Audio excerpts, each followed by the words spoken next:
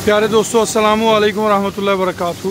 मैं राना अमीर मोहम्मद इस वक्त अनमोल कोऑपरेटिव फीड मिल रहीम यार खान से आपसे मुखातिब हूँ। तरक्की वंडा फीड मिल के अंदर अगर आप दोस्त शामिल होना चाहते हैं तो अभी आप इसके अंदर शामिल हो सकते हैं।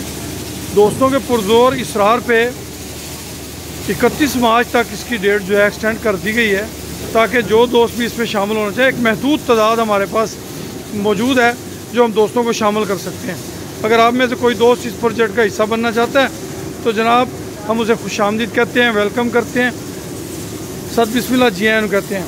तरक्की वंडा फैक्ट्री एक चालू हालत का प्रोडक्शन है जिसके अंदर प्रोडक्शन तैयार हो रही है। पूरे पाकिस्तान में इसके सेल पॉइंट बने हुए हैं। पूरे पाकिस्तान में इस वक्त तरक्की वंडा जो है वो अपनी भरपूर जगह बनाए हुए है। आप तरक्की वंडा फीड फैक्ट्री का अगर हिस्सेदार बनना चाहते हैं तो 5 लाख रुपए की इन्वेस्टमेंट के साथ आप इसका हिस्सा बन सकते हैं। खुश रहें, आबाद रहें। अल्लाह पाक आप सबका हामी और नासर हो।